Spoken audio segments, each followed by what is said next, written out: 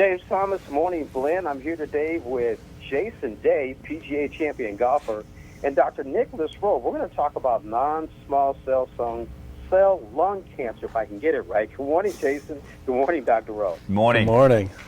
Morning. Jason, tell us about your mom's diagnosis with non-small cell lung cancer and how you helped her through it and how she's doing today. Yeah, that's a big, scary sentence that you just said there with lung cancer, and it's hard. I mean, it's very hard and emotional, and you feel like crying at times, and you do cry at times. But we decided to bring my mum closer to us, and get the right team of doctors that we believed in around her and around our family. And you know what? It's been a crazy journey. She had the surgical route first by taking the cancer out, and that unfortunately came back. The cancer came back in 3 spots.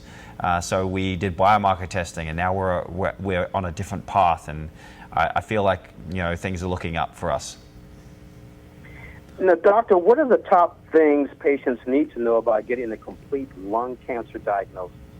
Yeah, I think that's a really important question, and we want to make sure that we have all the information to make the best treatment decisions for our patients. And just like Jason's mom, this can be a really emotional and trying time, and we want to make sure we learn the most about your type of lung cancer that we can. So by doing biomarker testing, we can learn more about your tumor and potentially pair it up with a targeted therapy to really give the best kind of treatment to your loved one.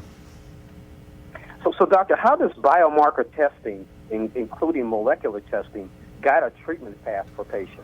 So biomarkers are basically molecules in our body that we can measure, and we often look at the tissue from the tumor, but we can also check in the blood and other body fluids for these biomarkers, and we can call it biomarker testing, molecular testing, genetic testing. But basically what all these different terms mean is that we can hopefully identify this biomarker that we can then pair with the treatment and treat the lung cancer. And these biomarkers lead us to understanding some of the reasons that the tumor is growing, and by blocking that, we can hopefully block the tumor's growth and give people good disease responses and also very good quality of life.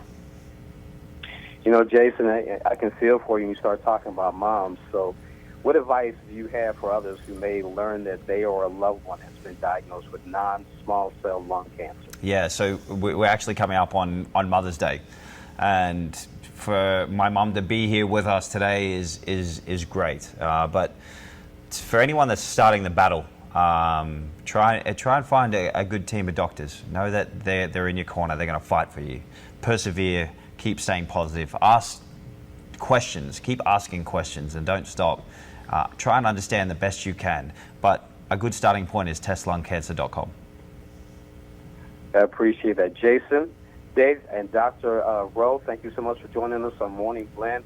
Jason, thank God your mom's still